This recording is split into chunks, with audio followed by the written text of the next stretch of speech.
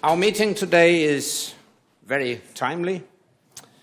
Russia's aggression against Ukraine challenges our vision of a Europe whole, free and at peace.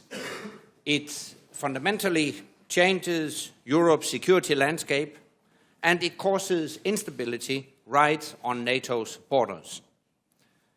Today we will show our steadfast commitment to NATO's collective defense. Defense starts with deterrence. So we will take the necessary steps to make it clear to the world that no threat against NATO allies will succeed. We will agree on ways to support our partner, Ukraine, with political and practical measures within the framework of our long-standing partnership. An independent, sovereign, and stable Ukraine, firmly committed to democracy and respect for human rights, minorities, and the rule of law, is key to Euro-Atlantic security. And we will make clear that Russia's actions are unacceptable.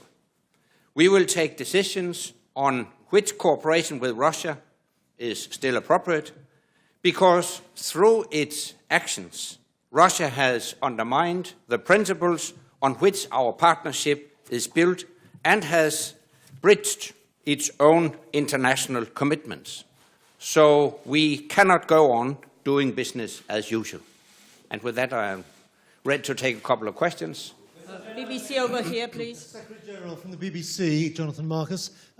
Persistent reports overnight of certainly small troop withdrawals by the Russians from near the Ukrainian border. Can you give us any information as to whether we are genuinely now seeing a significant Russian pullback? Unfortunately, I cannot confirm that Russia is withdrawing its troops. This is not what we are seeing.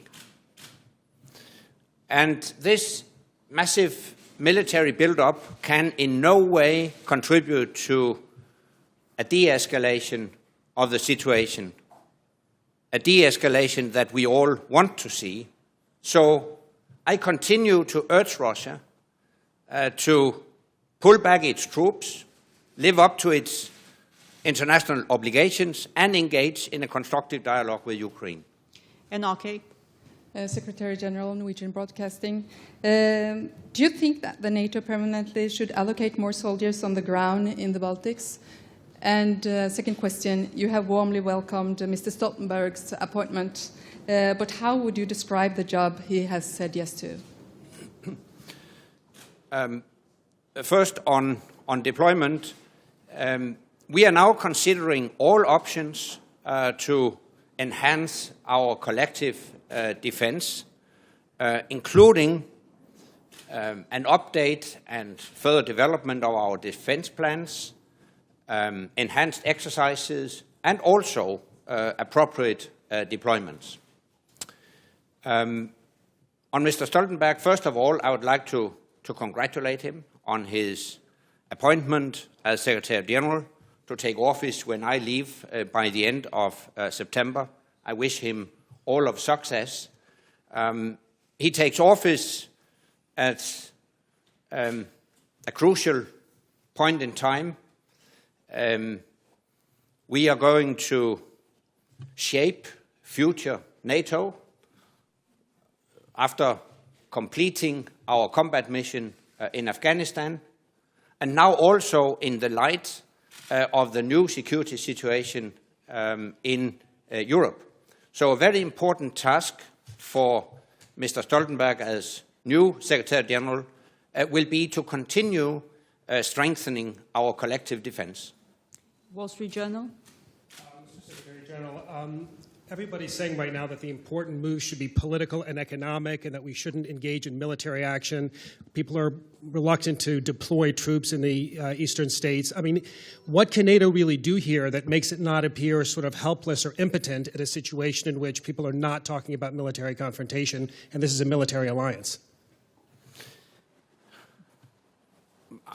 I think everybody realizes that the best way forward is a political and diplomatic dialogue. Really, I don't think anybody honestly would like to see a military confrontation in Europe.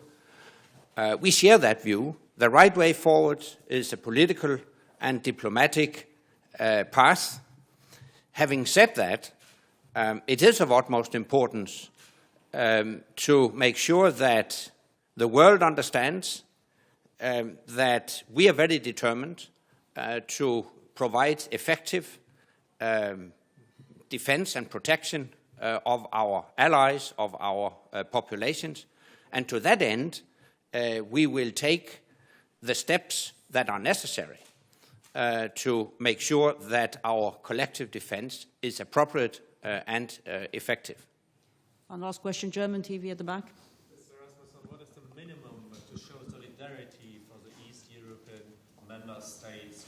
What do you think about it? Is it enough actually, only a little bit air policing or something like that? Or is it necessary actually troops on the ground to enforce them? What's your opinion?